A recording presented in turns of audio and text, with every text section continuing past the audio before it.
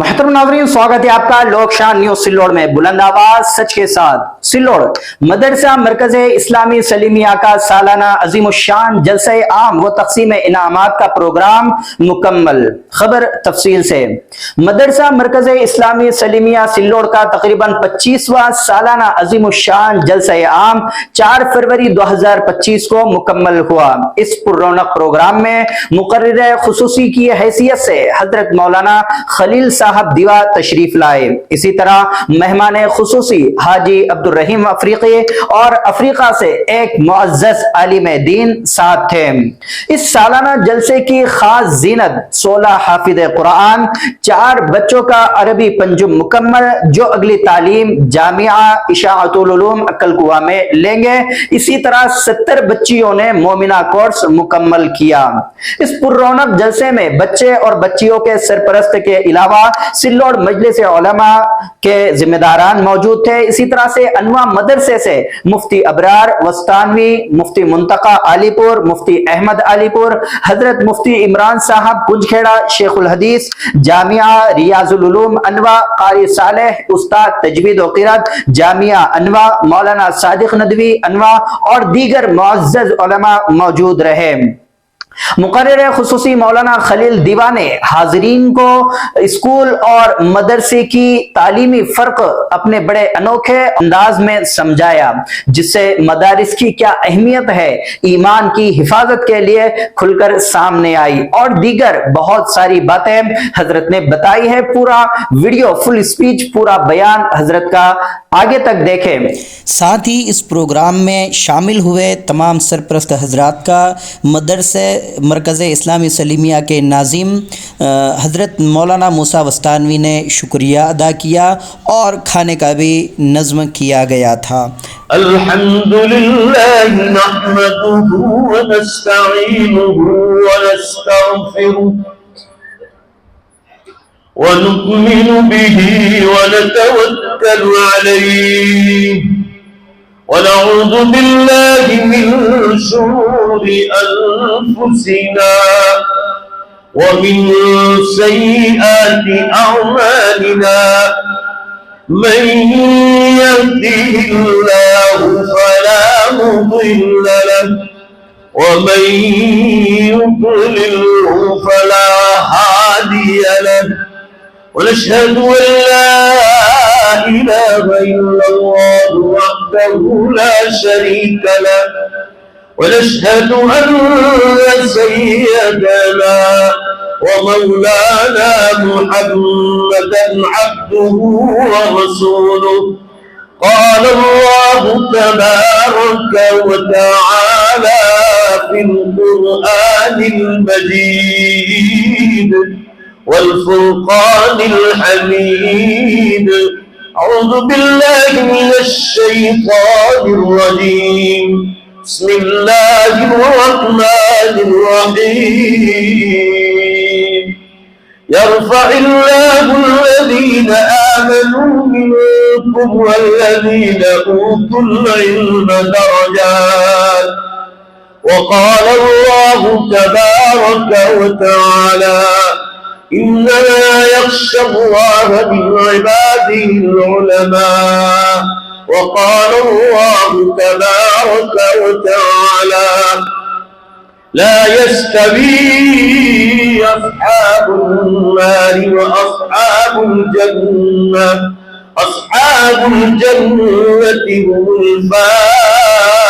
الفائزون وقال الله تبارك وتعالى شهر رمضان الذي أنزل فيه القرآن هدى للناس وبينات من الهدى والفرقان فمن شهد منكم الشهر فليصم ومن كان مريضا أو على سفر فعدة من أيام أخر يريد الله بكم اليسر ولا يريد بكم العسر ولتكملوا العدة ولتكبروا الله على ما هداكم वलअल्लकुम तशकुरून।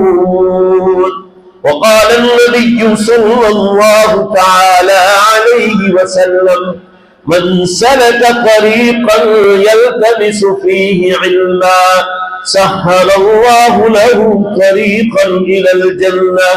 सदक़ल्लाहु मौलानल अज़ीम व सदक़ रसूलुहुन नबियुल उम्मियुल करीम व नहनु अला ज़ालिका लमिनश शाहिदीन वश्शाकिरीन वल्हम्दुलिल्लाहि रब्बिल आलमीन।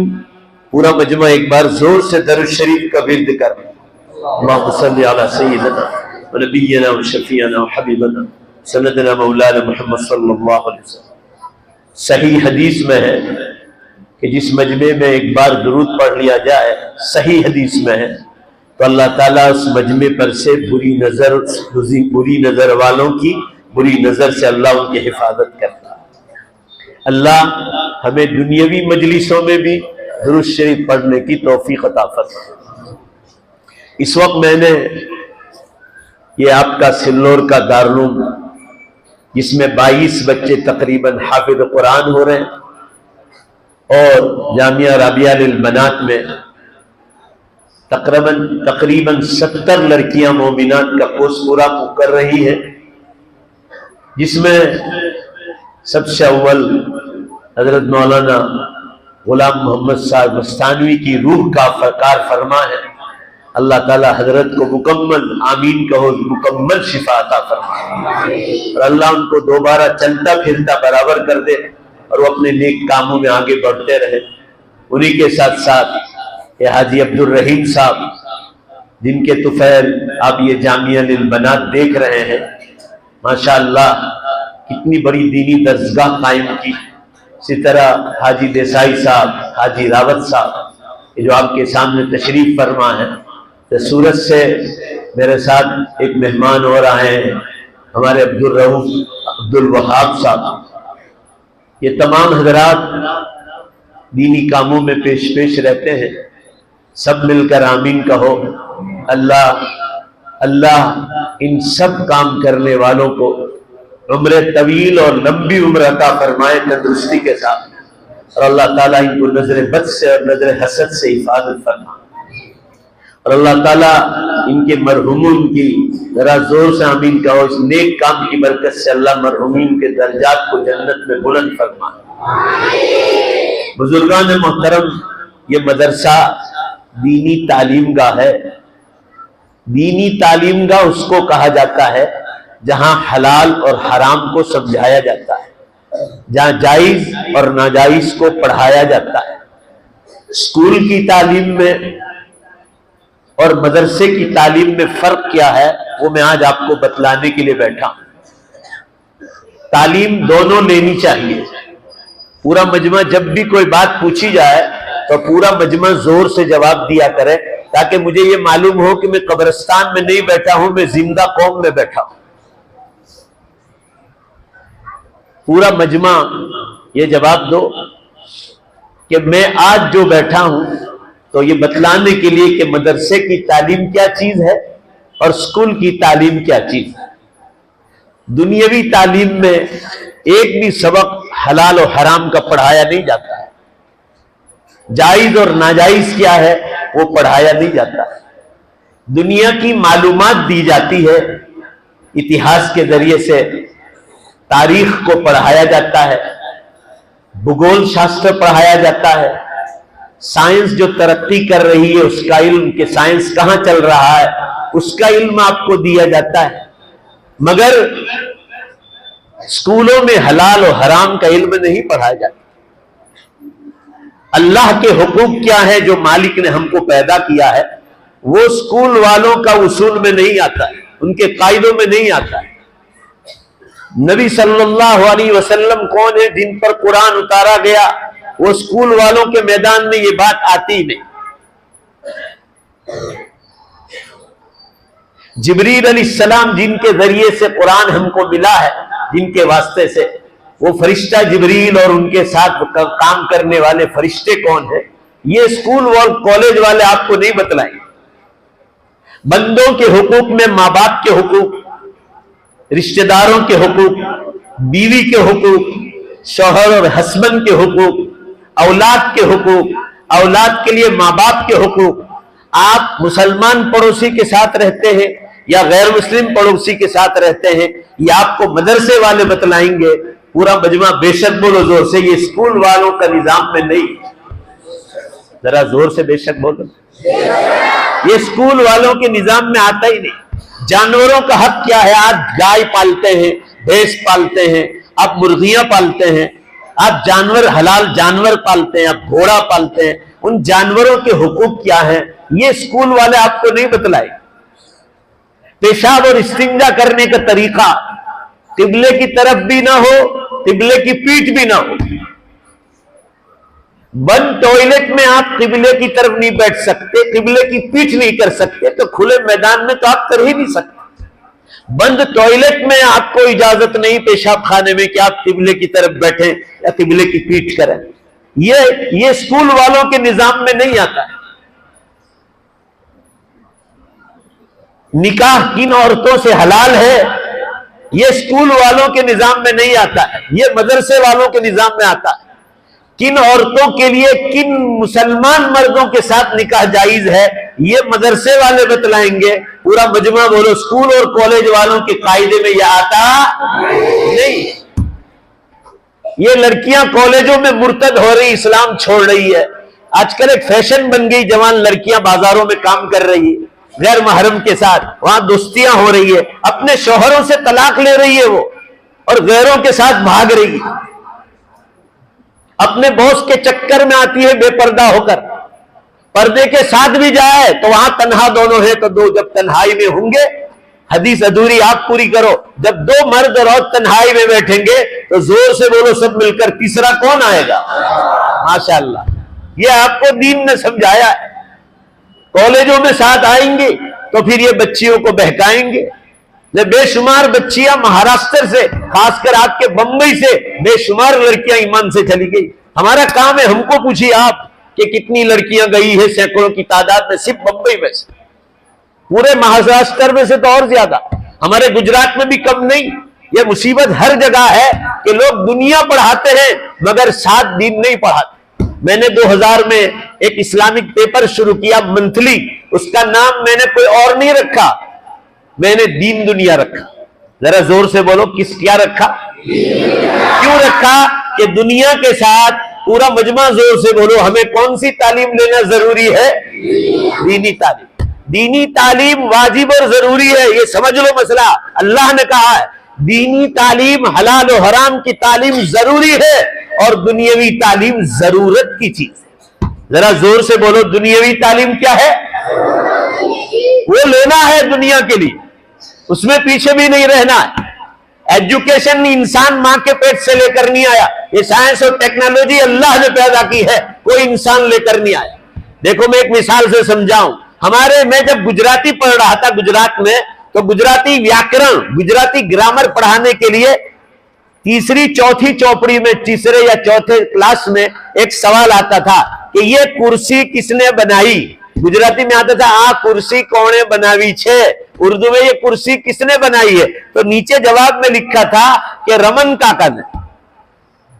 काका ने बनाई है, या ईश्वर काका ने बनाई, या लिखा है मूसा चाचा ने बनाई।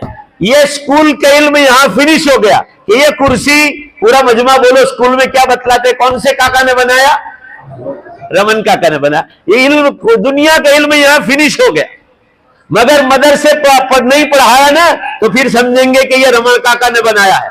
मदरसा साथ पढ़ाओगे, तालीमुल इस्लाम, अल्लाह के रसूल, दीनियात तालीम, बेइज्जती समर और बेइज्जती जेवर, इसमें सवाल आता है कि रमन काका को किसने पैदा किया? बोलो जोर से, नहीं धीमे से बोल रहा हूं, जोर से बोलो, रमन काका को किसने पैदा किया? और दूसरा एक सवाल और मदरसे में आता है, रमन काका को कुर्सी बनाने की अकल किसने दी है? वहां नास्तिक बनेगा, स्कूल में नॉन बिलीवर इन गॉड, वहां नास्तिक बनेगा, और मदरसे में आकर बेशक बोलो, जोर से बोलो, अल्लाह पर ईमान मजबूत होगा। वापस अधूरा बेशक बोल रहे हो, जरा जोर से बेशक बोलो।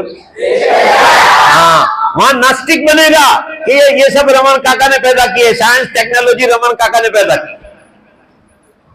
और मदरसे में आएगा आस्तिक बनेगा, बेशक दोबारा बोलो एक अल्लाह पर ईमान मजबूत होगा। इसलिए आप दोबारा जोर से जवाब दो, दुनियावी तालीम के साथ बोलो जोर से, कौन सी तालीम जरूरी है? दीनी तालीम। ये समझकर जाइए आप, ये फर्क है मदरसे का और स्कूल का। हमारी बच्चियों को इंग्लिश मीडियम हिंदी मीडियम में दाखिल करके मदरसा नहीं पढ़ाते माँ बाप। कोई हाफिज जी को पकड़ लेते हैं, वो हुरूफ कुरान के पढ़ा दिए, समझे कुरान सीख लिया, 2-4 सूरतें नमाज की आ गई और उसके बाद अल्लाह अल्लाह खैर से अल्लाह। फिर ये बच्चियों ने दीन पढ़ा ही नहीं, हलाल और हराम बेइज्जती जेवर। हजरत थानवी रहमतुल्लाह अलैह ने ये मोमिना जो कोर्स है आपके जामिया राबिया लिल बनात में, इसमें बेइज्जती जेवर 11 हिस्से दाखिल है। उसके मुकद्दमे में हजरत मौलाना शेख अली साहब थानवी रहमतुल्लाह अलैह, जो पिछली सदी के बहुत बड़े बुजुर्ग थे और बहुत बड़े मुसन्निफ और राइटर और ऑथर थे, जिन्होंने 2000 किताबें लिखी। उसमें हजरत की ये सबसे कीमती किताब बयानुल कुरान के बाद बेइज्जती ज़ेवर है, मसले मसाइल के लिए, जिसमें हलाल और हराम बतलाया। हजरत ने मुकद्दमे में लिखा है, जो मेरी बेइज्जती ज़ेवर को मुकम्मल समझ लेगा, सुनो ध्यान से जरा, उसको किसी मुफ्ती के दारुल इफ्ता में मसला पूछने जाने की जरूरत पेश नहीं आएगी। यह हजरत ने लिखा है मुकद्दमे। ये मदरसा, इसकी तालीम हलाल और हराम की तालीम है। हस्बैंड वाइफ के हुकूक क्या है? लोग बीवियों को क्यों मारते हैं? बीवी का हक नहीं समझते। बीवियां शौहर की नाफरमान क्यों है? क्योंकि उन्होंने दीन पढ़ा नहीं। सब कुछ पढ़ा हो मगर आपने दीन नहीं पढ़ा है, तो अल्लाह का खौफ जो दीनी तालीम से आता है वो कभी दीनी तालीम से नहीं आए। जितनी बच्चियां ईमान छोड़ रही, रोजाना व्हाट्सएप पे आ रहा है, इस सब की बुनियाद यह है कि आप दुनिया पढ़ाते हो, हम तुम्हारे साथ हैं, दुनिया जरूर पढ़ाओ। ये भी आसमानों से अल्लाह ने भेजा है, कोई रमन काका और मगन काका और छगन काका ने बनाया नहीं है। सबको, जोर से बोलो, सबको दुनिया का इल्म भी बेशक बोलो अल्लाह ही ने दिया। और मैं उसकी दलील कुरान से देता हूं 14वें पारे में, गालिबन में अगर गलती ना करता हूं। वल खैला वल बिगाला वल हमीरा लितरकबूहा वज़ीना व यखलुकु मा ला तअलमून। आयत को सुनो, आए हो तो समझ कर जाओ। घोड़ा, वल खैला वल बिगाला खच्चर, वल हमीरा और गधा। कुरान में दूसरी जगह अफला यंजुरून इलल इबिल कैफ खुलिकत, दूसरे मकाम पर जो है ऊंट का जिक्र किया, चूंकि वही जरूरी था। मगर ऊंट को अगली आयत में ऊंट को कयामत तक आने वाली सवारियों का जिक्र किया, इसलिए यहां ऊंट के जिक्र करने की कोई जरूरत नहीं। घोड़ा, गधा, खच्चर और अगली आयत में ऊंट के साथ सभी कयामत तक आने वाली मशीनियों का जिक्र किया। ये उलमा से तर्जमा पूछ लेना, मैं भी तर्जमा करता हूं। घोड़े, गधे, खच्चर का जिक्र आया कि इंसानों, ये तुम्हारे लिए सवारियों की चीज बनाई, तुम्हारे बोझ उठाने के लिए इनको गाड़ियों में जोड़ो, ये घोड़ों को, गधों को, खच्चरों को तुम्हारा सामान उठाकर ले जाए, तुम्हारे घास, तुम्हारा गल्ला, उसकी गाड़ी बनाओ और ये तुम्हें खींच कर ले जाए, तुम सवारी के लिए इस्तेमाल करो। अल्लाह फरमाते हैं आगे, वयखलुकु मा ला तअलमून। ये अरबी ग्रामर का मसला है, आपको भी क्या समझाऊं, इसको आने वाले जमाने से ताबीर कर, उसमें हाल भी है और आने वाला जमाने भी है। वयखलुकु मा ला तअलमून। जरा सोचो, 1450 साल पहले कुरान नाजिल हुआ और अभी की साइंस का तज़किरा है। और अल्लाह, तर्जमा कर रहा हूं, ध्यान से सुनो, घोड़ा, गधा, खच्चर, ऊंट का जिक्र करने के बाद फरमाया वयखलुकु मा ला तअलमून, और अल्लाह आगे सवारियां पैदा कर रहा है और पैदा करता रहेगा। जरा जोर से बोलो, पैदा करता। हुजूर सल्लल्लाहु अलैहि वसल्लम के जमाने में सहाबा मौजूद हैं, उस जमाने की पब्लिक को कहा जा रहा है कि तुम्हारे लिए सिर्फ घोड़े, गधे और खच्चर से काम चलेगा।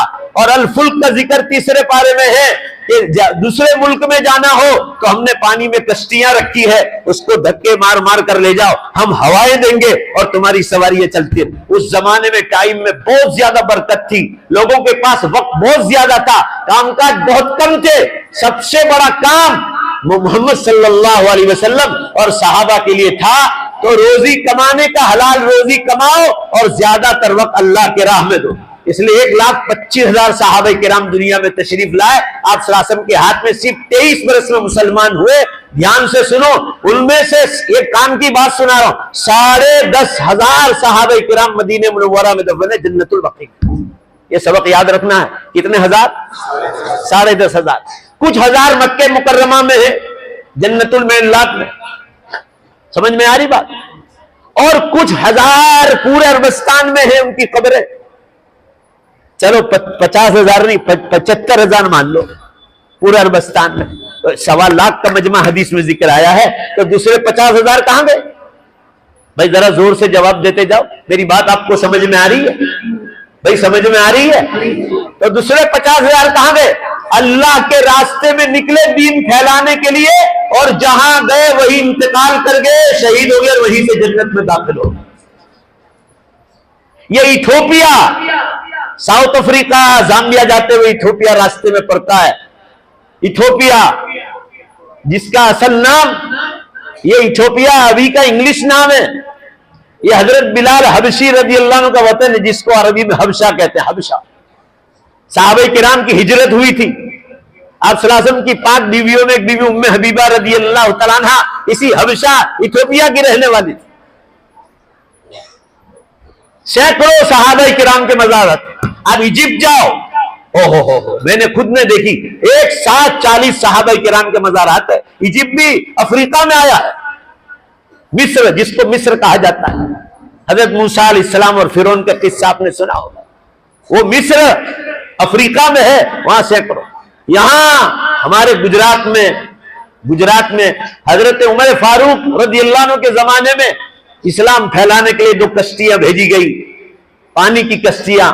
तो ये अरबी समुद्र में से, बहरुल अरब में से, अरेबियन सी में से, जो भरूच में पड़ता है, दहेज से ये नर्मदा नदी में है, जो गुजरात की सबसे बड़ी नदी, और दूसरी गंगा जमुना की तरफ गई, और इन लोगों ने इस्लाम की दागबेल डाली।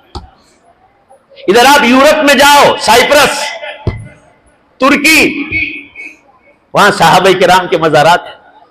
बुखारी शरीफ में हजरत उबादा बिन सामित और हजरत रुमैसा रज़ी अल्लाह तआला अन्हा, दोनों मियां बीवी इस्लाम फैलाने के लिए, ध्यान से सुनो, इस्लाम फैलाने के लिए मदीने मुनव्वरा से घोड़ों पर, ऊंटों पर जिद्दा है, और जिद्दा के किनारे किनारे सीरिया गए, और सीरिया से यूरोप करीब पड़ता है, तो वहां से पानी की कश्ती में साइप्रस गए। साइप्रस आप दुनिया के नक्शे में देखो, बुखारी शरीफ में इस साइप्रस का जिक्र है। अरबी में इसको कुब्रुस कहते हैं।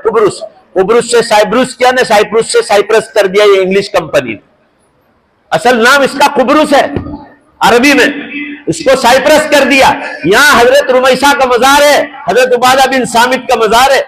आज 10 लाख के करीब, 10 लाख न्यू मुस्लिम्स है साइप्रस में। उलमा ने लिखा है कि ये हजरत रुमैसा और उनके शौहर उबादा बिन सामित की मेहनत से ये हजरत वही इंतकाल हो गया, और आज भी उन दोनों की मजार साइप्रस में है। जरा जोर से बोलो, इन दोनों की मजार कहां है? दरिया के किनारे पर इनकी मजार है, और अरबी में ऊपर लिखा है कब्रुल मरअति सालिहा, नेक खातून का मजार, रुमैसा उम्मे हराम बिनते मलहान रज़ी अल्लाह तआला। तो ये बात आई तो बीच में आपको कह दिया मैंने कि मदरसे वाले आपको बतलाएंगे कि रमन काका और छगन काका को पैदा किसने किया। जरा दोबारा जोर से कह दो, ये कुर्सी बनाने की अकल किसने दी? ये अब सुनो, कुरान में 14वें पारे में है, वयख्लुकु मा ला तअलमून। हुजूर सल्लल्लाहु अलैहि वसल्लम को, सहाबा को कहा जा रहा है, उस वक्त कुरान नाजिल हुआ, और अल्लाह ऐसी सवारियां पैदा करता रहेगा। हुजूर को कहा जा रहा है, सहाबा को, माला तालमून, जिसको तुम नहीं जानते, बाद के जमाने में अल्लाह इसको पैदा करेगा। हुजूर को साफ कहा गया, तुम उस सवारियों को नहीं जानते। अब बेशक करके बोलो, 2 व्हीलर, 4 व्हीलर है, स्टीमरें, ट्रेन, बसें, ट्रकें, और जरा जोर से जवाब दो, एरोप्लेन। सब मिलकर बोलो, ये किसने पैदा किया? इंसान को जरिया बनाया है। क्यों मालूम है? अल्लाह चाहते तो आसमानों से ट्रेन भी उतार सकते थे, अल्लाह चाहते तो डायरेक्ट ऊपर से एरोप्लेन भी भेज सकते थे। एक वहां तो सिर्फ हुक्म काफी है, कुन फयकुन, हो जा तो वो चीज हो जाए। उतार सकते थे बसें भी, ट्रकें भी, 2 व्हीलर गाड़ियां, 4 व्हीलर गाड़ियां, ये जीआईडीसीओ में, ये कंपनियों में जो मशीनरियां चलती वो सब उतार सकते थे आसमानों से। घोड़े गधे जैसी जानदार चीजें पैदा की। भाई जवाब दो जरा, जानदार चीजें पैदा कर सकता है तो क्या वो बेजान चीजें नहीं पैदा कर सकता? जरा जोर से बोलो, अकल कॉमन सेंस का मसला है। जब जानदार सवारियां पैदा कर सकता है तो जरा जोर से बेशक बोलो, जब बेजान चीजें नहीं पैदा कर सकता, वो तो और ज्यादा पैदा कर सकता। मगर क्यों पैदा नहीं किया? कुरान में है कि फिर इंसान का दिमाग आगे बढ़ता नहीं, उसका इल्म आगे न बढ़ता, उसका दिमाग बिल्कुल चट हो जाता और वो कोई चीज में आगे उसकी अकल बढ़ती ही नहीं, जामिद हो जाती, फिट हो जाती और वो कभी तरक्की आगे कर ही ना पाता। इसलिए अल्लाह ताला ने साइंस मुसलमानों के जरिए से शुरू करवाया। साइंस की तालीम की बुनियाद मुसलमानों ने डाली और उसके बाद जब मुसलमान दीन से दूर होते गए तो अल्लाह ताला ने ये इल्म इनसे ले लिया और यहूद और नसारा को दे। कुरान में है कि जब तुम कदर नहीं करोगे तो अल्लाह ऐसी कौम पैदा करेगा जिससे वो काम लेगा। बोलो भाई कुरान में है कि नहीं है? आज साइंस और टेक्नोलॉजी उनके हाथ में है, मगर पूरा मजमा जवाब दो, क्या इंसानों ने पैदा की है ये साइंस टेक्नोलॉजी? पूरा मजमा जवाब दो, या अल्लाह ने पैदा की? अल्लाह ने। कुरान में उसका जवाब है, जरा समझ लो, काम की बात है, ईमान मजबूत होगा। अल्लाह ताला कुरान में पूछ रहे कि अगर ये गाड़ियां तूने पैदा की है, 2 व्हीलर, 4 व्हीलर, ट्रेन, बसें, मेरी बात के लिए समझने के लिए अकल चाहिए और ध्यान चाहिए। ये लाउडस्पीकर अगर तूने पैदा किया है या मशीनरियां तूने पैदा की है, ये सारी ट्रेनें, स्टीमरें, तो जब तू इस ट्रेन के नीचे आ जाता है तो मालूम हुआ कि तूने बनाई है तो थोड़ी देर के लिए मान लो कि तू उसका खालिक बना, तू पैदा करने वाला बना, और ये ट्रेनें, बसें, ये गाड़ियां तेरी मखलूक हुई। भाई बोलो ना, है कि नहीं? तू खालिक हुआ थोड़ी देर के लिए कि तू पैदा करने वाला, और वो तेरी पैदा की हुई चीज, ये तो कहा अकल कबूल भी नहीं करती। तूने कैसी चीज पैदा की, ऐसी मखलूक पैदा की कि तू ताकतवर, खालिक, मालिक, और वो तेरी मखलूक। तू उसी ट्रेन के नीचे आ जाए तो तेरी चटनी हो जाए, तू उसी ट्रक के नीचे आ जाए तो तेरी लाश का ठिकाना न रहे, तू तेरा प्लेन टूटे तो तेरी लाशें समंदरों में बिखर कर पड़ जाती है, तेरा खुद का ठिकाना नहीं रहता। कुरान कहता है तेरा गाड़ियों के नीचे मरना, ट्रेनों के नीचे मरना, प्लेन क्रश हो जाए तो तेरी लाश का ठिकाना न रहना, यह साबित करता है कि तू इसका पैदा करने वाला नहीं है, इसका असल पैदा करने वाला अल्लाह है, जिसको कोई मार नहीं सकता है, वो जिसे चाहे मार सकता है। यह दलील है कुरान की कि खालिक मखलूक को मार सकता है, मगर जोर से जवाब दो, मखलूक खालिक को मार सकता, मगर गाड़ी तुझे मार डालती है। ये बड़े बड़े मशीन में इंजीनियर जब काम करते हैं ना, तो इतना पावर हाउस उसमें अंदर से हवा का दबाव खींच लेता है कि बाज मरतबा वो जो इंजीनियर खड़ा रहता है, 1 सेकंड के लिए उसका दिमाग इधर हटा तो वो मशीन उसको खींच लेता है और पूरे मशीन में से बाहर जो है कीमा बन के बाहर निकलता। तो तूने कैसा मशीन बनाया कि तेरा ही कीमा बना दे? ये मदरसे में पढ़ाया जाता है। मदरसा हलाल और हराम की दीनी दर्सगाहें हैं, जायज और नाजायज को बतलाया जाता है, आस्तिक बनाया जाता है, बिलीवर इन गॉड, और स्कूल में नॉन बिलीवर इन गॉड बनोगे। इसलिए पढ़ो, पढ़ाई जरूर करो, साइंस पढ़ो, ज्योग्राफिया पढ़ो, आर्ट्स पढ़ो, कॉमर्स पढ़ो, मगर उम्मत से हमारी शिकायत यह है कि बेशती जेवर मुकम्मल तालीम मकतब में नहीं करोगे, आपकी औलादें आपके हाथों से निकल जाए। ये लड़कियां जो भाग रही है, रोज की खबर है, रोज की खबर है, यहां तक के वो गैर मुस्लिम उनको मार भी डालते, कितनों की हत्या कर डाली। ये 2-3 दिन पहले की खबर है। वो लड़की को, मुसलमान लड़की को, उसको अपने प्रेम के जाल में फंसाया, फिर उसको हमल वाली की, और उस लड़की ने जब शादी के लिए कहा, जोर डाला, तो उस लड़के के माँ बाप ने मना किया। ये 3 दोस्त मिलकर उस पर गलत तरीके से उस पर रेप किया और उसके बाद गला घोंट के उसको कल मार डाला। ये कल की खबर है, ये राजस्थान की खबर है। बहुत मालदार घराने की लड़की, सोच लो आप, ये दरिंदे हैं। इसलिए कुरान पढ़ोगे ना तो कुरान में फरमाया कि मोमिन मर्द के लिए मोमिन औरत ही निकाह के लिए बेहतर है, और कुरान में है मोमिन औरत के लिए, जोर से बोलो, कौन सा मर्द बेहतर है? मोमिन मर्द ही बेहतर। कुरान में ये बात समझाई गई। आप कुरान पढ़ाते नहीं है। ये लोग करोड़ों रुपए, ये मालदार लोग करोड़ों रुपए आपके लिए खर्च कर रहे हैं। क्यों खर्च कर रहे हैं? ताकि आप दीनी तालीम हासिल करो, आपकी भी आखिरत बन जाए, इनकी और इनके मरहुमीन की भी आखिरत बन जाए। इसलिए करोड़ों रुपए की बिल्डिंग है आपके सामने एक ही आदमी खड़ा करता है। अल्लाह ताला इन लोगों की खिदमत को कबूल फरमाए। मैं ये अर्ज करना चाह रहा हूं, चूंकि आज दारुल का जलसा है, मैंने आपको दलील के साथ समझा दिया, पूरा मजमा दोबारा ईमान ताजा हो जाए। इसलिए मैं हमेशा पूछता हूं, मेरा मिजाज अलग है, ताकि मुझे ये यकीन होकर जाए कि आप मेरी बात समझ रहे हैं। अब ये पूरी दलील के साथ बात समझा दी। अब बतलाओ, जब भी जाएंगे, जहां भी जाएंगे, लोगों को बतलाएंगे कि साइंस और टेक्नोलॉजी का असल पैदा करने वाला कौन है। माशाअल्लाह, ये चीज है। ये दलील भी मैंने आपको बतला दी। अब मैंने जो कुरान पाक की आयत पढ़ी, अल्लाह फरमा रहे यरफ़इल्लाहुल्लज़ीना आमनू मिनकुम वल्लज़ीना ऊतुल इल्म दरजात।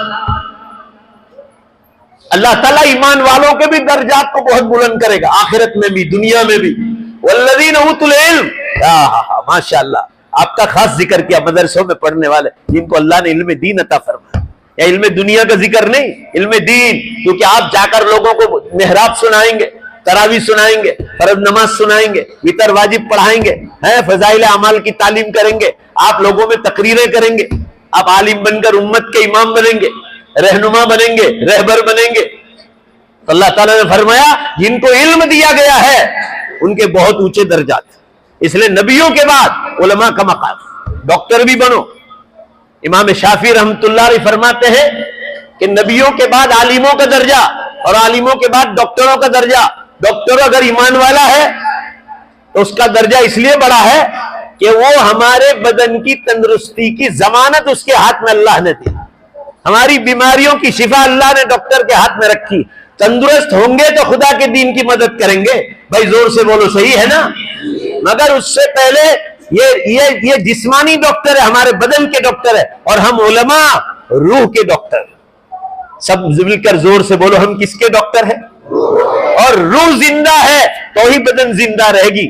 आज मुसलमानों के पास तंदुरुस्त बदन है मगर इनकी रूह मरी हुई पड़ी है। रूह में कोई ताकत नहीं। कितने डॉक्टर्स आत्महत्या करते हैं, इंजीनियर्स आत्महत्या करते हैं, प्रोफेसर आत्महत्या करते हैं, लेक्चरर्स करते हैं, बड़े बड़े फिल्मी हीरो हीरोइन करते हैं। मेरे पास तो मुझे तो मुंह पर याद है सबके नाम भी, मगर अभी इसका उस सबके तफसीली नाम जिक्र करने की कोई जरूरत नहीं। अभी 2 इंजीनियर एक बड़ौदा में, कितने रुपए का मालिक मालूम है? 2500 करोड़ रुपए का मालिक। बिल्डिंग लाइन में आया, बड़ौदा एमएस यूनिवर्सिटी से सिविल इंजीनियरिंग का कोर्स किया। बेटे की शादी आ रही है, 42 ईयर्स ओल्ड, 42 साल की उम्र। सूट सिलवाया शादी के लिए, और जो अभी आखिरी बिल्डिंग बनाई 25 माले की बड़ौदा में, तो बेटे की शादी से पहले 25वें माले से भुसका मारा, कूदा, छलांग मारी, नीचे मरते ही सर में लगा और मरकर खत्म हो गया। पुलिस आई, सब चेक किया कौन आदमी है, तो अंदर से आईडी कार्ड निकला और दूसरे अंदर से कागज निकला। मरने से पहले कागज लिखा था, तो अंदर लिखा था कि मैं इसलिए मर रहा हूं कि मैं इसलिए नहीं मर रहा हूं कि मेरे पास पैसा नहीं है, मैं इस वक्त 2500 करोड़ का मालिक हूं, मगर इसलिए मर रहा हूं कि मुझे काम और कारीगरों का बोझ बहुत ज्यादा है, तो रात को नींद भी नहीं आती, बीवी के साथ ठिकाने की रोटी नसीब नहीं होती, इसलिए मेरी जिंदगी में सुकून नहीं है, इसलिए मैं अपने आप को मौत के हवाले कर रहा हूं। और अभी बंबई में बांद्रा बीच पर पुलिस ने वीडियो किया, पुलिस पकड़ने गई तो पुलिस को उसने लात मारी कि चलो इसको बचा ले। वो बीवी और वाइफ को 5 स्टार होटल में खाना खिलाया और चिट्ठी लिखकर गया कि मुझे पैसों की कोई तकलीफ नहीं। उसमें नहीं लिखा था कि वो कितने पैसों का मालिक था, मगर लिखा है कि कारीगरों का बोझ और काम के बोझ, ये दोनों इंजीनियर थे, इसलिए मैं दरिया में कूद रहा हूं। मर गया। क्यों मरा मालूम है आपको? बदन तो जिंदा है पैसों की वजह से, मगर जल्दी सब मिलकर जवाब दो, क्या मरी हुई है? रूह मरी है। ये रूह जिंदा की जाती मदरसों में हलाल और हराम के इल्म से, ये रूह जिंदा की जाती है। ये मदरसों में जायज और नाजायज बतलाने के बाद रूह जिंदा होती है। कुरान नमाज पढ़ने से रूह जिंदा होगी, रमजान के रोजे से रूह जिंदा होगी, ज़कात और खैरात करने से रूह जिंदा होगी, उम्रा और हज करने से रूह जिंदा होगी, कुरान की तिलावत और जिक्रुल्लाह से रूह जिंदा होगी, है बेशक बोलो जोर से, गुनाहों से बचने से रूह जिंदा होगी। बंदों के हुकूक की अदायगी और जानवरों के हुकूक पालने के बाद बेशक बोलो जोर से, उस वक्त रूह जिंदा होगी। आप अपने मकान के सामने झाड़ उगाना चाहते हैं, मैं मिसाल से समझा दूं, झाड़ उगाना चाहते हैं मगर पानी आप जड़ में नहीं डालते, पानी कहां डाल रहे, पत्तों पर मार रहे हैं पाइप के जरिए, तो पत्तों पर पानी मारने से पूरा मजमा जवाब दो जोर से, झाड़ जिंदा रहने वाला नहीं है, इसलिए पानी इसकी जड़ में डालना पड़ेगा। जड़ में डालोगे तो अल्लाह का निजाम है, ऑटोमेटिक पत्तों में भी पानी पहुंच जाएगा और दरख्त तनावर हो जाएगा, फलदार बन जाएगा, क्योंकि आपने नीचे जहां जरूरत है जड़ में पानी डाला है। ऐसे ही मुसलमानों, आज का मुसलमान पत्तों पे पानी मार रहा है, यानी सिर्फ बदन को खूबसूरत कर रहा है, मेरे पास पैसा हो जाए, मेरे पास ये हो जाए, मगर रूह मरी हुई पड़ी है आमाल की कमजोरी की वजह से, ईमान की कमजोरी की वजह से रूह मरी हुई पड़ी है। आज हमारे अक्सर नौजवानों को इनके चेहरों पर उदासी छाई हुई है। बुनियाद क्या है? सिर्फ जुमा जुमा नमाज पढ़ते। बेशुमार नौजवान ऐसे जो रमजान के रोजे नहीं रखते, तो फिर रूह कैसे जिंदा होगी? जिंदगी में कोई मजा नहीं आए। जीने का मजा पूरा मजमा सुन लो, जीने का मजा बेशक बोलो अल्लाह ने अपने दीनी अमाल में रखा। अब पूरे मजमे से एक सवाल करता हूं, मैंने डॉक्टरों को आत्महत्या करते देखा है। हमारे सूरत शहर में एक ऐसे डॉक्टर थे जिनके हाथ नीचे 10 डॉक्टर काम करते थे। कोरोना से पहले उन्होंने बहुत बड़ी हॉस्पिटल बनाई। क्या हुआ जरा ध्यान से सुनो, ठेकेदार से झगड़ा हुआ, ठेकेदार छोड़ के चला गया, इंजीनियर चला गया। अब वो बिल्डिंग पड़ी रही और ब्याज चढ़ता गया, सूद बढ़ता गया बैंक का। एक वक्त ऐसा आया, ये मुसलमानों, सूद और ब्याज बैंक बढ़ता गया, बैंक ने केस कर दिया और उस दिन वो डॉक्टर की धरपकड़ होने वाली थी, पुलिस पकड़ने वाली। वो 10 बजे का वादा किया था कि 10 बजे आकर हम आपको कोर्ट में पकड़ कर ले जाएंगे, तो 9 बजे से पहले गोलियां खा गए और फौरन वो मर गए। पुलिस आई उससे पहले तो डॉक्टर सब मर गए। ये ब्याज, ये सूदी कारोबार, ये बैंक का इंटरेस्ट जिसको हराम कहा गया, अल्लाह ताला ने चैलेंज किया है कि मेरी लड़ाई है उस शख्स के साथ जो ब्याज पर पैसा दे। पूरा मजमा बोलो, या ब्याज पर पैसा, उनसे लड़ाई का हुक्म है। और किसकी ताकत है? पूरा मजमा जवाब दो, किसी की ताकत है अल्लाह से लड़ाई करने की? अरे वो खालिक व मालिक है, रब्बुल आलमीन है, और तू नाचीज बंदा है, तेरी क्या हैसियत है उसके साथ? इसलिए आज तक जो भी बैंक की लाइन में गया है, आज तक कभी कामयाब नहीं हुआ। ये लोग क्यों आत्महत्या करते हैं? रूह मरी हुई पड़ी है। रूह जिंदा करो, ये रूह जिंदा होगी मदरसे वाली दीनी तालीम से। फजाइल अमाल की तालीम की हुक्म क्यों किया जाता है? या और दीनी किताबों के पढ़ने का, या घरों में तालीम जिंदा करने के लिए मुंतखब हदीस हो जो आप पढ़ते हो, क्यों कहा जाता है? ताकि दीन जिंदा हो, अमाल जिंदा होंगे, चाहे पैसा घर में नहीं होंगे, मगर जीने का मजा है। ये मौलाना मूसा साहब और ये हजरात जो उलमा किराम यहाँ काम करते हैं 10-15 हजार रुपए में, मुझे जवाब दो, कभी आपने अपनी जिंदगी में कभी सुना है कि मस्जिद का कोई इमाम या मकतब का कोई उस्ताद पंखे से लटक कर मर गया हो कि मैं पैसों की तकलीफ से मर रहा हूं? पूरा मजमे में से आवाज आनी चाहिए, जवाब दो, कभी आपने किसी को आत्महत्या करते देखा है? क्यों? रूह जिंदा है। पूरा मजमा बोलो, इनकी रूह क्या है? 10 साल तक उलमा और बुजुर्गों के पास बैठे हैं तो रूह जिंदा है। चाहे कैसी तकलीफ आ जाए, दाल रोटी सुबह की खा लेंगे, मगर कभी आत्महत्या नहीं। एक मिसाल कोई कायम नहीं कर सकता। ये चैलेंज है हमारा। मैं अभी तुर्की से आ रहा था, ये पिछले साल जब वहां तुर्की में जलजला हुआ तो मैं इंडिया में बंबई में जब उतरा तो क्या हो रहा था, मैंने अपनी आंखों से देखा। एयर इंडिया के सारे वर्कर्स बैनर लेकर खड़े हैं, सैकड़ों की तादाद में, बाहर गेट के बाहर, और पुलिस चारों तरफ लगी हुई है, और उस पर इंग्लिश में लिखा हुआ था कि सैलरी बढ़ाओ वरना हड़ताल, सैलरी बढ़ाओ वरना हड़ताल। इंडिया, एयर इंडिया में काम करने वाले सैकड़ों की तादाद। ये बात मैं अब लोगों को कहता हूं, ये पिछले साल की बात कर रहा हूं। बंबई में मैंने अपनी आंखों से देखा। आपको मालूम है एयर इंडिया वर्कर के एक तनख्वाह 50,000 से स्टार्ट होती है। आम वर्कर को 40,000 मिलती है जो झाड़ू वगैरह साफ करते हैं। मैंने वहां खड़े रहकर पूछा, और जो बड़े बड़ी ऑफिसों में काम करते हैं अंदर 1 लाख 2 लाख 3 लाख ऐसा पगार, फिर भी ऊपर लिखा था कि पगार बढ़ाओ वरना हड़ताल। अब जवाब दो सब मिलकर, कोई मदरसे के मोहतमिम के पास या कोई मस्जिद के मुतवल्ली के पास कोई जवाब दे। पूरा मजमा कभी आलिमों को कभी देखा कि बैनर लेकर वहां गए हो और ये लिखा हो इमाम साहब ने कि पगार बढ़ाओ, नहीं तो ईशा की नमाज में आखिरी रकात में सज्जे में सुला के भाग जाऊंगा।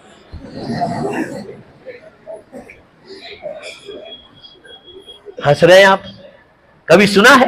जवाब दो ना भाई, जवाब दो, बोलो कभी जवाब दो, सुना है कभी? हाँ, अब जवाब दो, क्या जिंदा है उनकी, बोलो रूह जिंदा। इनको जीने का मजा इन लोगों के पास। ऐसे ही हमारे घरों में भी उलमा की तरह दीन जिंदा होगा। ये देखो हाजी अब्दुल रहीम साहब, हाजी रावत साहब और हाजी देसाई साहब, ये लोग फॉरेन से आ रहे। इन लोगों की यहां आपको मिट्टी उड़ती नजर नहीं आएगी, इसी साफ सुथरी कंट्रियां और साफ सुथरे देशों से आ रहे। और यहां तो इतनी धूल उड़ती है कि मैंने आज कपड़े पहने, घर जाऊंगा ना तो जो रास्ते में धूल उड़ती है, कपड़े ऐसे खराब हो जाते हैं, उनको ऐसा लगता है कि जैसे कोई भीख मांगने वाला आया हो, इतनी धूल उड़ती है। ये लोग इतने दूर से मेहनत करके घरों में दीनदारी, आप इनके चेहरे देखो, नबी सल्लल्लाहु अलैहि वसल्लम की सीरत की जिंदा मिसाल है। करोड़ों रुपए अल्लाह ने इनको दिए, मगर देख लो दीन है तो इनकी रूह भी जिंदा है, दिल सखी है, सखावत, अल्लाह के राह में कुर्बान करना। कुरान में कितनी आयतों में जिक्र आया है कि जो माल अल्लाह ने तुमको दिया उसको खुदा के राह में कुर्बान कर। ये गरीब इलाके की बच्चियां मैंने नाबालिग अभी देखी, अल्लाह अकबर, मैंने उनका हाथ से लिखा हुआ कुरान देखा, कसम खुदा की मेरे आंखों में है ना पानी अंदर घूमने लगा था कि मैंने मौलाना मूसा साहब कहा ना, मौलाना कि मैं खुद अरबी पढ़ाता हूं, अरबी बोलता हूं, अरबी में लेक्चर करता हूं, मैं अरबों में तकरीर करता हूं। अभी मैं उम्रे में गया था तो जिद्दा एयरपोर्ट पर जो इमाम आने वाले थे वो ट्रैफिक में फंस गए, तो एक बंगाली ने मुझे किसी से अरबी में बात करते देखा, मैं मिस्र बात कर रहा था इजिप्ट एक कारी साहब के साथ, तो वो बंगाली ने देख लिया था जुमे की नमाज से पहले। अब वो इमाम साहब आए, पब्लिक पूरा मैदान एयरपोर्ट का भरा हुआ है और कोई तैयार नहीं हो रहा है कि कौन खुतबा दे। तो वो बंगाली ने, वहां के जो मेन एयरपोर्ट के चेयरमैन थे, वो आए थे नमाज पढ़ने के लिए, उनको कहा कि ये अभी अरबी में बोल रहे थे, इनको पूछ लो, शायद ये नमाज और खुतबा पढ़। अल्लाह गवाह, या अपनी कोई बड़ाई मारने के लिए नहीं, यानी मैं कह रहा हूं, मैं वो आप बच्चों की तारीफ करने जा रहा हूं मेरी बात सुनाकर। मुझे यूं कहा कि आपको अरबी में खुतबा देना है और आप कुरान पढ़ते। मैंने कहा कि अना आलिमुन फादिलुन हाफिजुल कुरान वल हदीस वल मुफ्ती अयदन फुला फुला, मैंने सब कहा। तो वल्लाहिल अज़ीम नहनु मुतअज्जिबून, हैरान, हम परेशान हाल थे कि आज इमाम साहब रास्ते में क्या ट्रैफिक में फंस गए, तो आप खुतबा दीजिए। बर वक्त मैंने अरबी में, दोनों अरबी में मुंह पर खुतबे दिए और मैंने नमाज पढ़ाई। तो उन्होंने कहा कि आपने अरबस्तान की किसी मदरसे से पढ़ा है? मैंने कहा नहीं, मैं इंडिया के एक मदरसे से पढ़ा। मैंने कहा हमारी सनद अरबों से ही है। तो मुसलमानों, मैं अरबी पढ़ा हुआ हूं, मगर मुझे कहे ये बच्चियां जो आप समझ रहे हैं ना कि मोमिनात का कोर्स कर रही छोटी बच्चियां हैं, क्या है, मैंने कसम अल्लाह की इनका कुरान लिखते देखा। मैं 10 बार भी लिख कर कोशिश करूं तो मैं ऐसा कुरान नहीं लिख सकता जो इन बच्चियों ने, अल्लाह को गवाह रखकर कहता हूं, जो इन्होंने लिखकर मुझे बतलाया। मुझे ऐसा लगता था कि देवबंद और सहारनपुर में जो मैंने कातिब देखे थे, जो स्पेशलिस्ट होते हैं, मैंने किताब लिखवाई, जलालैन शरीफ की मैंने शरह लिखी है, मैंने कातिब से लिखवाया। एक जमाने में एक पेज के 25 रुपए लेता था, वो ऐसा लिखते थे जैसा ये बच्चियों ने लिखा। वो माहिर होते, वो उसका रात दिन का पेशा है। ऐसा उन्होंने यासीन शरीफ अभी लिखकर बतलाई, कुरान लिखकर, और कहां कैसा मोड़ देना है उस अरबी हर्फ को, अल्लाह अकबर। और ये नहीं कि कोई जवान बच्चियां, छोटी छोटी बच्चियां, नाबालिग बच्चियां, अल्लाह ताला इनके ये हाजी अब्दुल रहीम साहब और जिन लोगों ने इन पर पैसा लगाया, उनके मरहूमीन के दर्जात कैसे बुलंद होते होंगे। अरे झूमते होंगे जन्नत की खिड़कियों से, उनको इनके मरहूमीन को जो हवाएं दी जाती होगी, उनके दर्जात बुलंद होते होंगे। अल्लाह ताला इनके मरहूमीन के दर्जात बुलंद फरमाए। पैसा है, गुजराती में कहते हैं, हमारी हिंदी में को पैसा आपका चौट गया। हाजी अब्दुल रहीम साहब इंशाअल्लाह भाई जोर से बोलो ना, पैसा चिपक गया, बोलो जोर से, पैसा सही जगह पर लग गया। ये चीज है। अर्ज करने का मंशा ये है आप हजरात के सामने कि दुनिया के साथ, अच्छा इन्हीं की लड़कियां, ओ माशाअल्लाह, आप ही लोगों की लड़कियां हैं। आप तो कितने खुशनसीब लोग हैं माशाअल्लाह, कि हम लोग नहीं लिख सकते, ऐसी आपकी छोटी छोटी बच्चियां लिख रही है। अल्लाह ताला इन बच्चियों को मुकम्मल आलिमात भी बनाए। आप लोग नियत करके जाओ कि इनको किसी दारुल में या तो सिमलक भेजेंगे गुजरात में, या मालेगांव भेजेंगे, या यूपी में रामपुर का बहुत बड़ा मदरसा है, मैं जाता रहता हूं, बहुत बड़ा मदरसा है यूपी में, आप वहां भेजे, या सहारनपुर में एक मदरसा खुला जामियतुत तय्यबा, आप वहां भेजे, या करीब में भेजो मालेगांव से। मगर सब मिलकर इंशाअल्लाह बोलो कि इनको आलिमात भी बनाए। मोमिनात का कोर्स पूरा करवाया तो आलिमात का कोर्स बहुत आसान। अल्लाह ताला हजरत मौलाना मूसा साहब को, मौलाना गुलाम मोहम्मद साहब को अल्लाह नजर बद से बचाए, नजर हसद से बचाए, और अल्लाह इन लोगों से खूब काम ले। बहरहाल मुझे ये बात अर्ज करनी है कि दुनिया की तालीम से दीन की तालीम को फजीलत है। दीन की तालीम ऊपर रहेगी, दुनिया की तालीम नीचे रहेगी। अभी मैं बतलाऊं तो आपको एक मिसाल के जरिए, बात जल्दी खत्म करना है, वहां भी बयान के लिए जाना है, और दो चार बातें रमजान के सिलसिले में।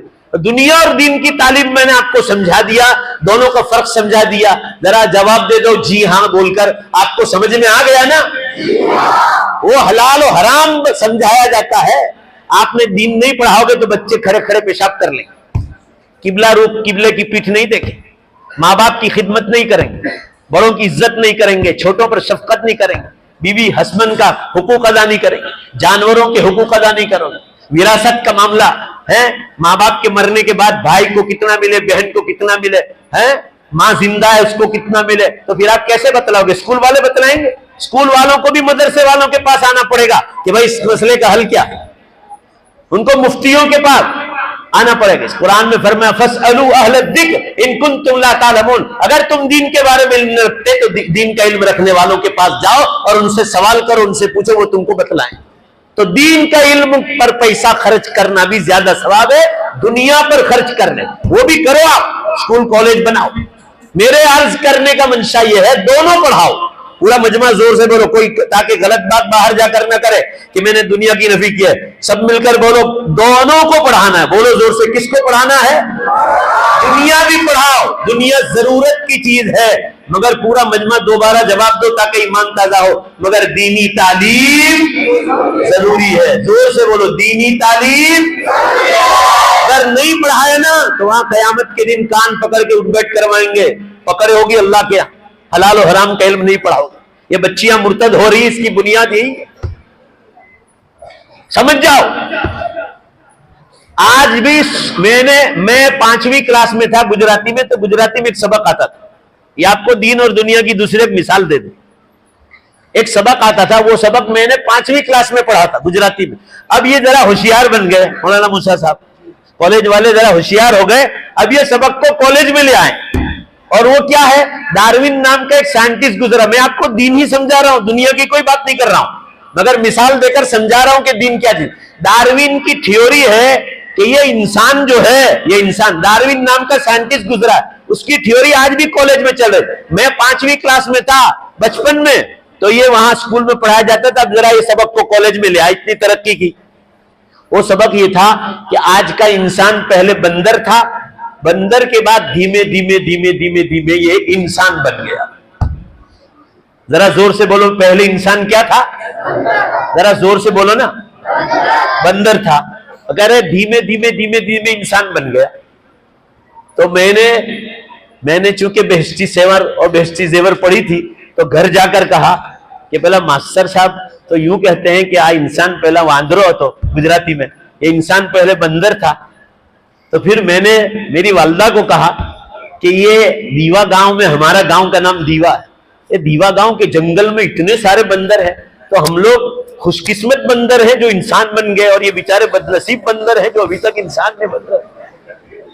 मैंने मेरी वालदा से सवाल, क्योंकि मैं बेहस्ती जेवर पढ़ रहा था, बेहस्ती समर मुकम्मल की थी, तो बेहस्ती जेवर में लिखा है जानवरों के हुकूक में कि अल्लाह की अलग मखलूक है, बंदर ये वो सब लिखा है बेहस्ती जेवर में। तो वो पढ़ा था, तो मैंने सवाल किया, तो मेरी वालिदा ने क्या कहा कि बेटा सिर्फ गुजराती समझने के लिए, गुजराती ग्रामर पढ़ाने के लिए पढ़ाते हैं, उनमें बहुत सारी बातें झूठी आती है, ये इस कान से सुनकर ये कान से निकाल देने की, असल चीज वही है जो बेइज्जती ज़ेवर में लिखा है। और दूसरे दिन मैंने मास्टर साहब को जाके कहा कि फिर आप कहा कि मास्टर साहब को जाकर के ना, मेरी वालिदा ने कहा, तो मैंने मास्टर साहब थे रमन साहब, मैंने उनसे कहा कि सर ये हमारी स्कूल के ऊपर भी जंगल में से बंदर आ रहे हैं, अगर हम लोग जो है पहले बंदर थे अब इंसान बन गए, तो ये बंदर जो है ये इंसान क्यों नहीं बन रहे हैं? देखिए ये कई 100 साल के बाद बनेंगे। मैंने कहा कौन जिंदा रहेगा कि देखेगा, अभी जो सवाल है उसका जवाब दो ना, ये बंदर इंसान क्यों नहीं बन रहे, हम बन गए इंसान तो ये क्यों नहीं बन रहे? देखिए चुपचाप बैठ जाते, ये जवाब दिया उन्होंने कि चुपचाप बैठ जाते, क्योंकि उनके पास जवाब ही नहीं था। इसका जवाब कुरान में किरदतन खासीन, कि बंदर अल्लाह ने अलग मखलूक पैदा की है। असल में कहा है डार्विन को कहा गुलाट खाई डार्विन ने कि उसने देखा कि इंसान जैसा थोड़ा सा चेहरा, हल्का सा, ज्यादा नहीं, हल्का सा बंदर जैसा लगता है, तो उसने थ्योरी बना दी कि इंसान पहले बंदर जैसा था। जिराफ, या हाजी अब्दुल रहीम साहब को पूछो, जाम्बिया अफ्रीका के जंगलों में बहुत ऊंची गर्दन वाला जिराफ, आपके यहाँ भी जो है गवर्नमेंट के गार्डनों में ऊंची गर्दन वाला जिराफ, ये पहले बकरी थी और धीमे धीमे धीमे धीमे ये जो है जिराफ बन गया। और कहा अभी जो शेर है, शेर, लायन, टाइगर, कहा ये पहले बिल्ली थी और धीमे धीमे धीमे होकर ये जो है शेर बन गया।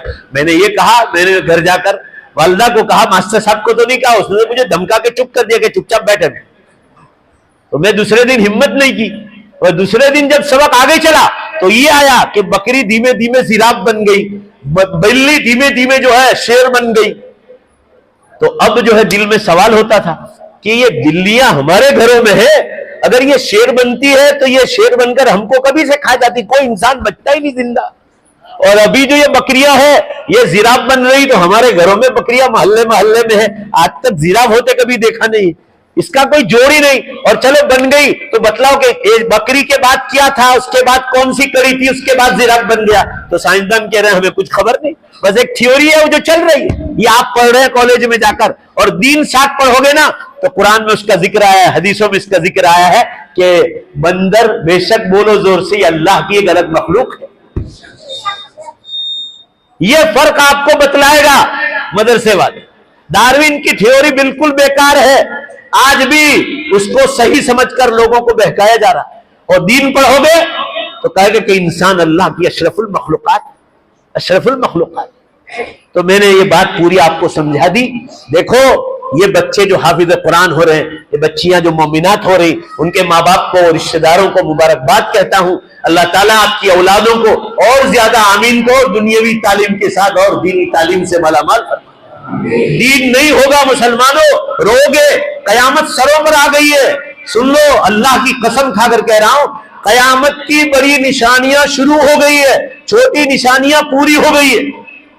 मुझसे पूछो, मेरा मुताला है ये लाइन का, साइंस में रोज पढ़ता हूं। अभी आपके सामने अभी मैं यही देख रहा था, आपने देखा होगा बयान से पहले मैं मोबाइल देख रहा था, आज के अखबारात पढ़ रहा था, अंग्रेजी में, हिंदी में, गुजराती में, वहां भी पढ़ रहा था, यहां भी पढ़ रहा था। मेरा मुताला है ये, छोटी निशानियां तमाम पूरी हो गई। उलमा ने 200 किताबें पिछले 11 बरस में 200 किताबें कयामत की निशानियों पर छप कर आई, मुख्तलिफ जबानों। जरा जोर से बोलो ताकि सबक याद हो जाए। कयामत की निशानियों पर 11 साल में कितनी किताबें छप कर आई? अब मेरा सवाल है उम्मत के सामने कि आज तक 200 किताबें कयामत पर छप कर क्यों नहीं आई, अभी क्यों आई? इसका मतलब यह हुआ, बेशक बोलो कि कयामत करीब आ गई है। बोलो जरा जोर से, बेशक बोलो ना, कयामत करीब आ गई। हुजूर सल्लल्लाहु अलैहि वसल्लम ने फरमाया था, जब दुनिया में झूठ, शराब, जुआ, नाच गान, धोखाबाजी, लांच रिश्वत, जुल्म, जीनाकारी और सूदी कारोबार आम हो जाएगा, वबादहा सनवातुज ज़लाज़िल, उसके बाद जलजले, भूकंप और अर्थक्वेक कयामत तक शुरू हो जाएगी। मैं अभी आपको 1 मिनट में बतला रहा हूं आज के कुल जलजले कितने। आपको मालूम है, अभी ये जाम्बिया हाजी साहब से पूछो, मलावी में अभी 5 दिन पहले या 6 दिन पहले मलावी और मोजम्बिक में जलजला आया 4.5 का, और ऐसी घर घर घर घर। उन्होंने मुझे फोन करके बताया, मैं मलावी वालों ने, मेरे पास 1 लाख नंबर से, इसमें एक नंबर में 945 नाम है, एक ग्रुप में ऐसे 100 ऊपर ग्रुप हैं। इसमें पूरी दुनिया की, जहां जहां मुझे अल्लाह ले जाता है फौरन खबर आ जाती। अब देखो ये आपके मोबाइल में एक ऐप है, ऐप उसका नाम है अर्थक्विक अलर्ट। धरतीकंप आपको जगा रहे हैं। अब ये मैंने मारा, अभी ये बतला देगा कि दुनिया में कहां कहां कितने जलजले हुए।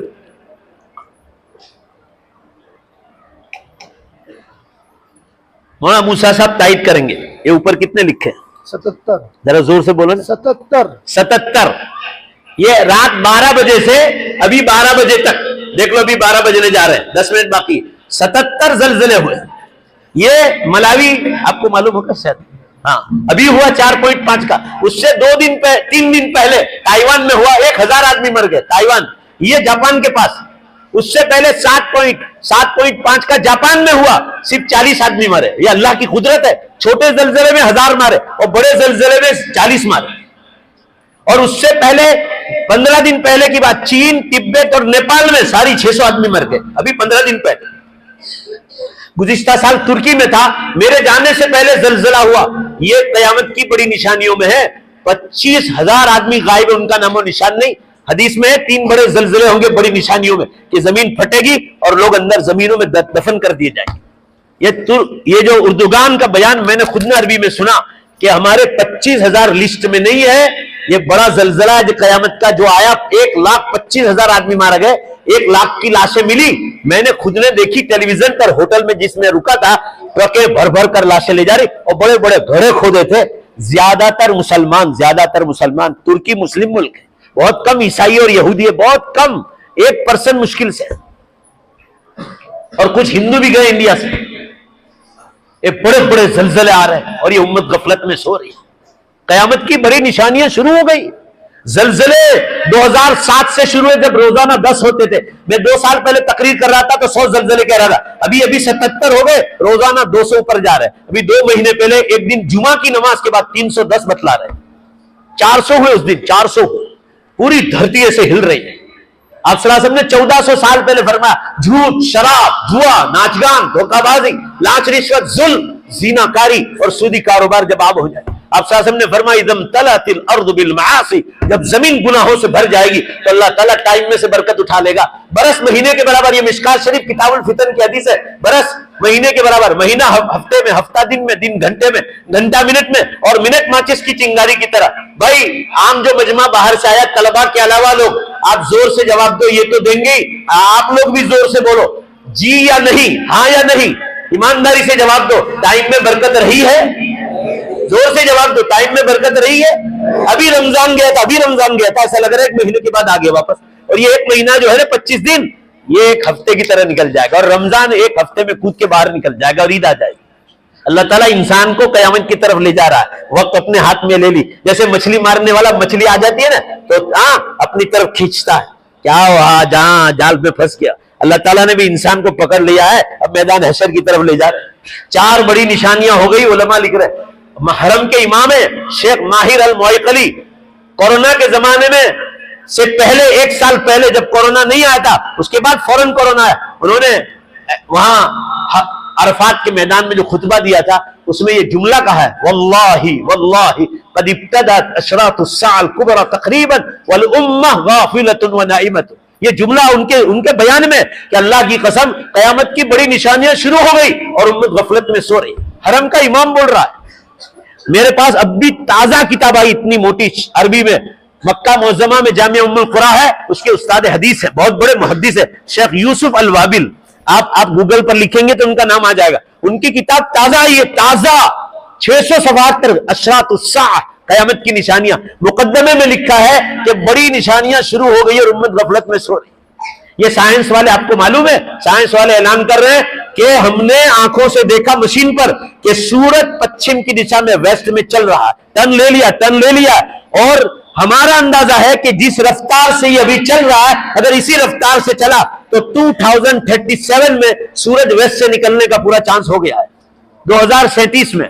हम लोग साइंस वालों पर ईमान नहीं रखते, मगर ये बात भी कुरान में है कि वो झूठ नहीं बोलेंगे। सनुरीहिम आयातिना फिल आफाक, कुरान में ये साइंसदानों के बारे में, वफी अनफुसिहिम हत्ता यतबय्यन लहुम अन्नहुल हक, हम ये गैर मुस्लिम साइंसदानों को बतलाएंगे कि ये कुरान बिल्कुल हक है और जो कयामत की निशानियां हक है। जो इनकार करते वो कबूल कर लेंगे। अभी साइंस वाले कह रहे हैं the final day is not far, the final day is not far, दुनिया का आखिरी दिन अब बहुत दूर नहीं। ये लोग कह रहे हैं इन 2050 the earth will be arid and empty, 2050 तक में जमीन साफ होने का पूरा चांस हो गया। ये लोग देखो, इन लोगों के पास वही का इल्म नहीं, कुरान का इल्म नहीं, ये लोग जो नजर आ रहे वही बतला रहे। ये लोग अभी हमको डरा रहे कि देखो पहाड़ों पर जो खुदा बर्फ बरसाता था, बर्फ, और उस बर्फ की वजह से पहाड़ों के नीचे, कुरान पाक में भी है, कुरान पाक में पहाड़ों के नीचे आग बनाई, और उस आग को कंट्रोल करने के लिए अल्लाह ताला ऊपर से बर्फ बरसाते। तो आग कंट्रोल में रहती है तो मेरे बंदों के लिए जमीन पर रहना आसान हो जाता है। वो बर्फ उसका कंट्रोल कर रही थी। साइंस वाले कह रहे हैं आग तक कंट्रोल कर रही थी। अब सख्त गर्मी अल्लाह ने ऊपर वाले ने बढ़ा दी है, तो वो बर्फ पिघल पिघल कर समंदरों में आ रही है। अभी टाइम्स ऑफ इंडिया की रिपोर्ट बतला रहा हूं, और अमेरिका का जो है सबसे मशहूर अखबार द टाइम की रिपोर्ट है कि 4 फीट समंदरों में पानी ऊपर चढ़ गया, 4 फीट। और ये लोग कह रहे 2 फीट और बढ़ गया तो दुनिया के किनारों पर जितने शहर हैं सब डूबकर खत्म हो जाएंगे। ये पानी कहां से आया? अल्लाह शुरू कर रहे, सख्त गर्मी की वजह से बर्फ जो पहाड़ों पर है पिघल पिघल कर समंदरों में, ये कयामत के अलार्म बज रहे हैं। और वो आग ऊपर आ रही है, जरा जवाब दो, बर्फ पिघल रहा है तो आग कहां जा रही है? क्योंकि बर्फ कंट्रोल कर रही थी, वो कंट्रोल नहीं कर रही, वो आग ऊपर आ रही। तो ये लोग कह रहे उसकी वजह से जलजले हो रहे। इनको जो नजर आता है वही कहेंगे, मगर कुरान और हदीस पढ़ोगे तो उसका असल जवाब कुरान में मिलेगा कि जब झूठ, शराब, जुआ, नाचगान, धोखाबाजी, लाच रिश्वत, जुल्म, जीनाकारी और जो है सूद और ब्याज के कारोबार आम हो जाए। अब देख लो आप, सब आम हो रहा है। ये मोबाइल के जरिए हमारी बच्चियां जो गुमराह हो रही, मोबाइल आप दे रहे हैं ना बच्चियों को, इसीलिए बच्चियां गुमराह हो रही, इसका गलत इस्तेमाल हो रहा। ये तो अल्लाह की बहुत बड़ी नेमत है, इसलिए समझ लो कयामत बहुत करीब है। अब मैं कुछ नहीं बोलूंगा, 4 निशानियां हो गई। धुआं निकल गया जो 25वें पारे में 2010 में आइसलैंड में निकला था। 10 दिन तक पूरा यूरोप, अमेरिका, फ्रांस उसकी पकड़ में था। 85% दुनिया के एयरपोर्ट बंद हो गए थे 10 दिन तक, 85%। और एक एक कंपनी को रोजाना $200 मिलियन का नुकसान था, और ऐसी हजारों कंपनियां जो सब फेल हो गई। आइसलैंड में हमारे वलसाड़ शहर का एक नौजवान रहता है, वो घर आया होता, मैं बयान के लिए गया तो कहा मौलाना 10 दिन तक हमारे खाने का ठिकाना नहीं था, मैं आइसलैंड में था, वेंटिलेशन नहीं खोल सकते थे, 1 मिनट में धुआं इतना तेजी से घर में कि घर में कौन रहता है वो भी पता नहीं चला, ऐसा धुआं। और 10 दिन तक जो आता था वो खत्म हो गया। इंडिया की तरह चक्कियां थोड़ी है मोहल्ले मोहल्ले कि चक्की पिसवा दो, वो तो बेचारे दुकानों से आटा लाकर तैयार खाते। कह रहे हैं कि नहीं था तो हमारे पास जो दाल वगैरह थी ना उसको कूट कूट कर हमने जो है खाया है, और अल्लाह ही जाने कि हमारे 10 दिन कैसे गुजरे। ये आइसलैंड में रहता था, ये धुआं आइसलैंड में निकला, और 10 दिन तक इतना बड़ा धुआं निकला। मुझे बतलाओ तारीख में कभी इतना बड़ा धुआं निकला? मनमोहन की सरकार थी यहाँ, ये अभी बीजेपी की सरकार है। उस वक्त अमेरिका में शादियां हो रही थी और इंग्लैंड वगैरह में, तो यहां से गुलाब के फूल जाते थे। गुलाब के फूल, क्यों गुलाब के फूल जाते? इंडिया के गुलाब में बहुत ज्यादा खुशबू है, और रात रानी की तो बात ही मत करो, रात रानी की, और घर की रानियों की तो और कोई बात मत करो, वो भी स्प्रे लगाने लगी, धम धमा धम धम धमा धम, चलती है top top top top spray लगाकर। आजकल देखो शादियों में आम हो गया है। ये कयामत की निशानियों में है कि बंधन कर बाहर निकलेगी और खुशबुओं का इस्तेमाल करेगी, तो समझ जाना कयामत करीब है। जो जो जो इतने बेचते हैं ना परफ्यूम, उनको जाके पूछो मुस्लिम लड़कियां कितनी लेने जाती है, आप पूछो आप। और हम लोग जो है उनको स्कूल के नाम पर आजाद छोड़ रहे हैं, जॉब के नाम पर आजाद छोड़ रहे हैं। तो ये गुलाब अमेरिका जा रहे हैं, क्यों? वो क्या अमेरिका और इंग्लैंड के गुलाब है ना, हज अब्दुल रहीम साहब माफ करना, नाक में भी घुसा दो तो भी खुशबू नहीं आती, ऐसा आपको खबर होती, नाक में भी घुसा दो, इल्ला माशाल्लाह किसी के घर हो तो। ओ यहां से जा रहे थे, इंडिया के सारे एयरपोर्ट पर गुलाब सड़ गए, एक भी प्लेन नहीं गया 10 दिन तक, तो गुलाब सड़ गए। इंडिया सरकार को रोजाना 50 करोड़ का नुकसान था, 10 दिन का कॉन्ट्रैक्ट दिया, 50 करोड़ का रोज का। ये अखबार में आया था, मनमोहन सिंह की सरकार। ये धुआं निकल गया, 3 बड़े जलजले हो गए। ये साइंसदान कह रहे हैं कि सूरज पश्चिम से निकलने का तैयारी। चलो छोड़ो साइंस को, हम लोग उस पर ईमान नहीं रखते। 2037 पर ईमान नहीं रखना, वो तो अल्लाह के हाथ में सूरज 2040 या 50 तक ले जावे, और हो सकता है 37 से पहले भी वेस्ट से निकाल दे। ये तो अल्लाह के हाथ में। जोर से बोलो, किसके हाथ में? मगर बुखारी शरीफ में हदीस आई है कि कयामत से पहले पहले अल्लाह ताला ईमान वालों को कयामत की निशानियां ख्वाब में बतलाना शुरू कर देगा। आप तो बोलते ही नहीं हो, आप तो मौत का जिक्र नहीं करते, कयामत का जिक्र क्या करेंगे? मौत कयामत का जिक्र करने से उम्र में बरकत होती है, हदीस में आया है, हदीस में आया है मौत का जिक्र करना चाहिए कयामत का, हदीस में उम्र में बरकत होती। कितने मुसलमान मुझे बतला रहे, औरतें अपने घर के महरम को कहकर मेरे पास कहलवाते कि वो मौलाना कयामत की निशानियों पर बोलते हैं, आप इनको कहो कि हमने ख्वाब देखा है। लोग अभी ख्वाब देख रहे हैं कि सूरज वेस्ट से निकल रहा है। दारुल अरबिया मतलीवाला भरूच में उस्ताद है झारखंड के हजरत मौलाना सोहराबुद्दीन साहब, उनके बेटे मौलवी बिलाल साहब को मेरे पास आए और कहा कि मेरी जवान बहन उसने ख्वाब देखा कि हजरत ईसा अलैहिस्सलाम सीरिया में जामे उमवी पर उतरे, और कहा मैं भी वहां सीरिया पहुंची हुई थी, उनके साथ दो इंसानी शक्ल में, बहुत लंबे ऊंचे इंसानी शक्ल में थे। तो मैंने पूछा कि मन हादा, मन अंत, आप कौन है? तो हजरत ईसा अलैहिस्सलाम ने फरमाया कि अना ईसा व हादैनिल मलकैन, मैं ईसा अलैहिस्सलाम हूं और ये मेरे साथ अल्लाह के फरिश्ता हैं। कहा आप कहां हैं? यहां। तो कहा हमारे उतरने का वक्त करीब आ गया। हदीस में आया है कि मुल्के शाम फतह होगा, मुल्के शाम फतेह होगा, उसके बाद हजरत ईसा अलैहिस्सलाम की आमद होगी। पूरा मजमा बेशक बोलो मुल्के शाम मुसलमानों के हाथ में आ गया कि नहीं आ गया? आ गया। ये तैयारियां हो रही है। फलस्तीन के जो हालात हदीसों में है कि दोबारा फतेह होगा, देख लो अमेरिका को और नाटो को हाथ जोड़ के माफी मांगना पड़ा और कहा जंगबंदी बनकर। जमीन पर भी माशाअल्लाह बोलो, जुबान अल्लाह बोलो जोर से, जमीन पर भी जीत गए। 25-50 हजार शहीद हो गए, मगर बोलो अल्हम्दुलिल्लाह, सुभान अल्लाह बोलो, मुसलमानों की जीत हो गई। उनके 4 कैदी छोड़ने पर मजबूर हुए कि हम तुम्हारे 300 कैदियों को छोड़े, छुड़वाए। ये हालात है, ये सब हालात आ रहे, जो लिखा वो होने वाला है। इसलिए कयामत आएगी, जब आएगी, तारीख अल्लाह ने किसी नबी को नहीं बतलाई, मैं क्यों बतलाऊंगा? हम इतना जरूर कहते हैं कि चंद बरस में अल्लाह दुनिया को समेटने वाला है, भूखे उड़ा दे। समझ जाओ, 200 धरती कम हो रहे हैं। छोटी निशानियां पूरी हो गई, बड़ी निशानियां शुरू हो गई। इसलिए अपनी मौत से पहले पहले आखिरत की तैयारी करो। रमजान आ रहा है, बात पूरी हो गई, 2-3 मिनट में खत्म कर दूंगा। रमजान में नमाज पढ़ना है, पूरा मजमा जोर से बोलो, नमाज की पाबंदी करना है, बोलो कि क्या पढ़ना है। हाँ, रोजे मजबूती से रखना है। और अभी से फजाइल रमजान, हम लोग क्या करते हैं, रमजान शुरू हुआ और फजाइल रमजान लेकर बैठते हैं मस्जिद में, घर में। अरे भाई, पानी घर में घुस गया, पार बांध रहे हो, 1 महीना 2 महीना पहले तैयारी करो। मेरा मामूल है, रजब की पहली तारीख से मैं रमजान पर 10-15 मिनट रोज बोलता हूं, पूरे इंडिया का सफर करता हूं। अभी से बोलना शुरू करो। बेरोजादारों को रोजे की तलकीन करो, जो नमाज नहीं पढ़ते उनको तलकीन करो, जो तरावी नहीं पढ़ते उनको तलकीन करो, जो ज़कात नहीं निकालते उनको समझाओ कि 1 लाख रुपए पर 2500 रुपए ज़कात वाजिब है। और खैरात भी खूब करो, नफल खैरात। रमजान के अलावा लाख रुपए खर्च करोगे, रमजान का 1000 रुपया लाख रुपए से बढ़ जाए।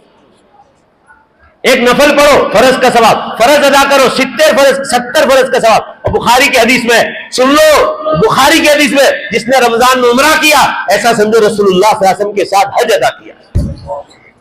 कोई छोटी मोटी नहीं की। और रमजान हमारा छूट जाए, कुरान की तिलावत ना हो, जिक्रुल्लाह ना हो, इस्तगफार ना हो, गुनाहों से बचना ना हो, हम झूठ बोले, गीबत करें। अल्लाह ताला ने फरमाया मुझे ऐसे रोजों की कोई जरूरत नहीं जिसमें झूठ बोला जाए, गीबत की जाए या झगड़ा किया जाए। झगड़े की वजह से शबे कदर उठा ली अल्लाह ताला वो रात फिक्स करने वाले थे बुखारी में, मगर 2 मुसलमान झगड़ा कर रहे थे, झगड़े की वजह से अल्लाह ने रात उठा ली और फिर हुक्म दिया कि 5 रातों में तलाश करो। पूरा मजमा बोलो, कितनी रातों में? 21, 23, 25, 27, 29, बस बात खत्म हो गई। अब जरा इंशाअल्लाह पूरी ताकत से बोल दो कि रमजान को भी ये बात दूसरों तक भी फैलाएंगे और रमजान इंशाअल्लाह अल्लाह की याद में गुजारेंगे। व आखिरु दावाना अनिल हम्दुलिल्लाहि रब्बिल आलमीन।